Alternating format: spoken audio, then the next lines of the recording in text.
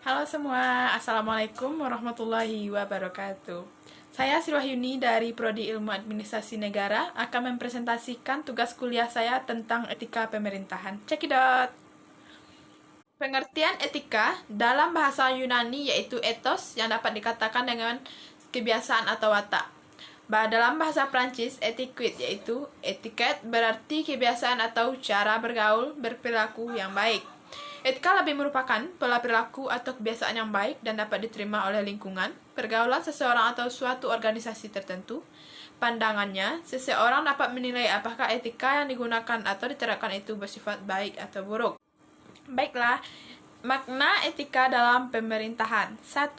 Etika berkenaan dengan sistem dari prinsip-prinsip moral tentang baik dan buruk dari tindakan atau perilaku manusia dalam kehidupan. 2. Etika berkaitan erat dengan tata susila atau kesusilaan, tata sopan santun atau kesopanan dalam kehidupan sehari-hari yang baik dalam keluarga, masyarakat, pemerintahan bangsa, dan bernegara. 3. Dalam kehidupan didasarkan pada nilai, norma, kaidah, dan aturan. Yang keempat, etika berupa etika umum atau etika sosial, dan etika khusus yang juga dapat dikatakan sebagai etika dalam sebuah pemerintahan. Yang kelima, dalam kelompok tertentu dikenal dengan etika bidang profesional yaitu kode PNS, kode etik kedokteran, kode etik pers, kode etik pendidik, kode etik profesi akuntansi, hakim, pengacara, dan lain. Etika pemerintahan juga dapat terdiri dari beberapa bagian ini. 1. Sumber dasar filsafat, ilmu pengetahuan, sistem, moral, norma, dan aturan. 2. Berlandaskan sistem, nilai, norma, dan aturan pemerintahan, nilai filosofi, dan konstitusional. Dalam konteks pembangun dan mewujudkan governance pemerintahan yang baik, bersih, dan sehat. Fokus pada penyelenggaraan sistem pemerintahan negara dalam mencapai tujuan negara. Pendekatan pada sistem struktur, kultur, dan perilaku birokrasi kelembagaan pemerintahan. Birokrasi politik dan birokrasi administrasi pemerintah.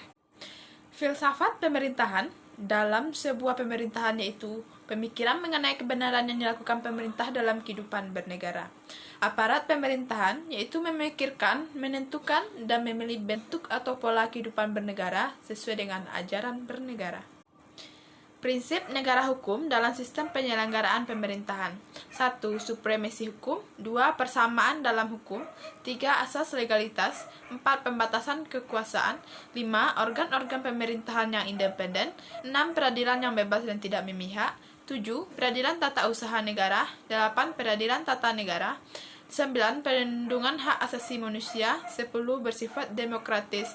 11. Berfungsi sarana mewujudkan tujuan bernegara. Dan 12. Transparansi dan kontrol sosial.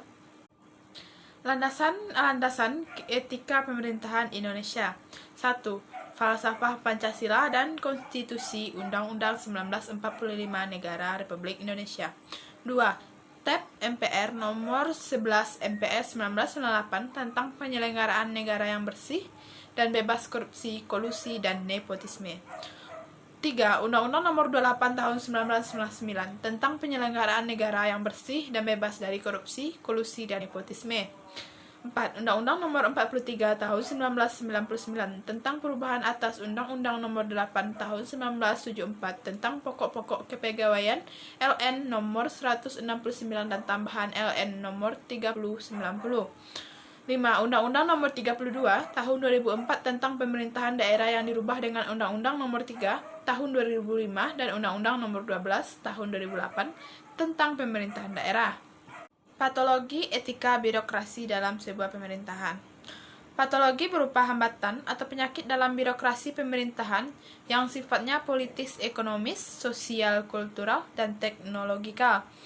Patologi birokrasi dalam etika pemerintahan berupa 1. Patologi akibat persepsi, perilaku, dan gaya manajerial. 2. Patologi akibat pengetahuan dan keterampilan. 3. Patologi karena tindakan melanggar hukum. 4. Patologi akibat keperilakuan. 5. Patologi akibat situasi. Beberapa karakteristik hambatan birokrasi pemerintahan negara. 1. Birokrasi yang formalisme, nepotisme, dan corruption atau KKN bukan pada NSPM. 2. Intervensi birokrasi politik terhadap birokrasi pemerintahan. 3. Orientasi kekuasaan atau powership, bukan pada pelayanan publik. 4. Sentralisasi pemerintahan, bukan desentralisasi.